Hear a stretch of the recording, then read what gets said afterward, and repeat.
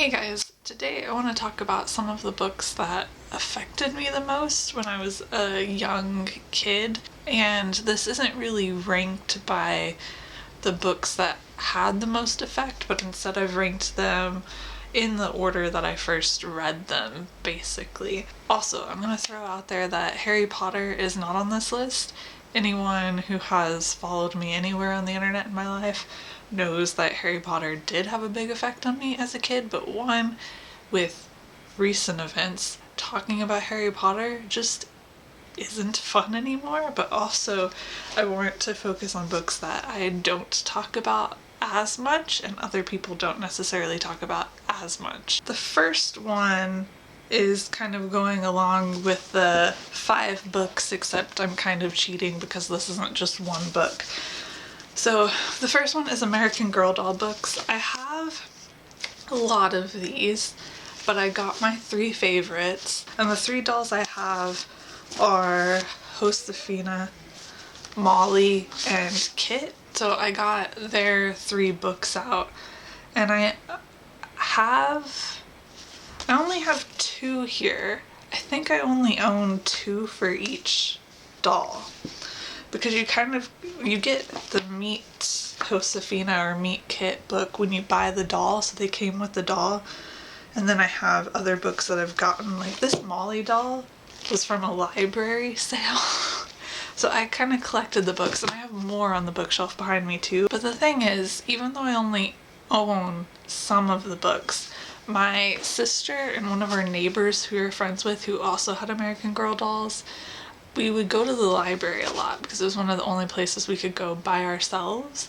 And the library had like all of the American Girl doll books, and I checked all of them out and I read all of them. My favorite of them was probably Kit's books, largely because there's a character called Sterling in here, and I really wanted Sterling and Kit to get together.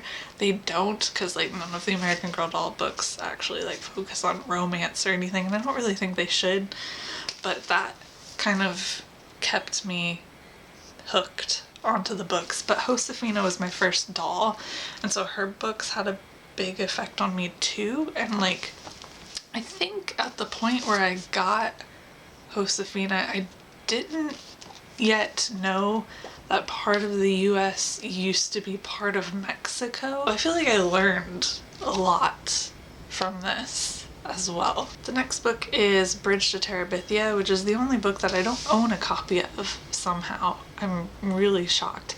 This is one of the books that my 4th grade teacher recommended to us. She recommended it to the whole class because she said it was one of her favorite books. So there was like a waiting list for it in our school classroom during our reading time, and we passed it around to each other.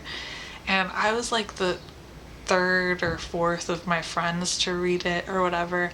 So everyone else was like, I cried so much. And then I did cry in class when I got to the end. I won't spoil what happens, but I think at that point in time, it was probably the first time I'd read a book that dealt with something like that, and because of that it had a big effect on me. The next book is the other book that my 4th grade teacher recommended to me, and it is Stargirl by Jerry Spinelli, which I do have the first one and the sequel in a box set. So this was another one that my 4th grade teacher recommended. This had such a huge effect on me, even more than Bridge to Terabithia. Like, this just made me so emotional that like I couldn't stop thinking about it as a 10-year-old. Like, it just really got me. I'm part of an online book club called Life's Library, which I've talked about before. I'll leave a link to more information in the description, but one thing we were talking on there recently was childhood books that we would like to reread, and I mentioned Stargirl, but also said that I wasn't sure if I would want to reread it because I don't think I would feel the same way about it. And obviously I own it, but I've only reread it once in my whole life because it had such a strong emotional effect on me that I couldn't handle reading it again. And the thing is, now, I think if I read it, I don't think it would affect me that way. And so I kind of don't want to read it again. Basically, if you don't know Stargirl, it's told in the perspective of a boy, and a girl moves and comes to his school, and she calls herself Stargirl. And it kind of, thinking back on it, feels very manic pixie dream girl, and he's like fascinated by this new girl, and she's mysterious, and he wants to learn more about her and things. And I didn't know about the manic pixie dream girl stereotype when I was 10 years old and reading this for the first time, but looking back on it, that's the vibes it has, and I feel like that would color my perception of it now that I know about that trope and everything. But I'm also not sure. I'm hesitant to actually say that it fits that trope when I haven't read it since I was like, I read it the first time when I was 10. I was probably 14 at the most when I last reread it. So, I don't know. But I'm scared to reread it and find out. I also know that there's a movie made for it recently that came out that I am curious about, but I haven't watched it yet, largely for the same reasons that I haven't reread the book. But maybe I'll do that. The next book I have is The Giver by Lois Lowry. This we read in 6th grade, which it was our 6th grade teacher's like favorite book. She was very, very enthusiastic about this book when we were reading it, which I think was good. I think it made the rest of us enthusiastic. I felt very enthusiastic about it when I was reading it. I think, I could be wrong, but I'm pretty sure that this was the first dystopian book that I ever read, and I was fascinated by the idea that the world could become like this and be so terrible. Like, I would have been 12 when I read it the first time, and I was just amazed at the idea of it all, and only seeing black and white, like they can't see color in this world for anyone who's never read The Giver. I'm fuzzy on the details because, again, it's been a long time since I've reread this book, but I'm also not scared to reread this book like Stargirl because I am confident that it would hold up. But I feel like this kind of started my love for dystopian that would later lead to The Hunger Games and everything. And I have reread this more than I've reread like Stargirl, and more recently than I've read the American Girl doll books. There is a movie though, and I haven't watched it. I haven't seen it yet. There were a lot of mixed things about it when it came out, so I was a bit hesitant to watch it, but I probably will eventually because I love this book. The last one is The Witch of Blackbird Pond by Elizabeth George Spear. This was also assigned reading. This book might be a little bit less known than the others that I've mentioned. It has won the Newbery Medal, so it's not super unknown, but I don't hear people talk about it as much, so it might not be quite as popular. For anyone who doesn't know about this book, it follows a character named Kit, ironically, who has grown up in Barbados, but then her grandfather who is raising her dies, and this old man tries to marry her, so she goes to Connecticut Colony to live with her aunt and uncle. She's 16, I think, when this happens. I could be wrong.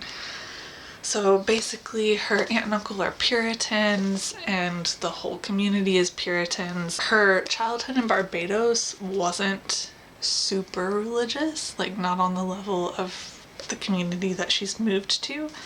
But there's a woman in the community, an old woman named Hannah, who's a Quaker, and she's been labeled a witch by the community, and she lives by Blackbird Pond, hence the title.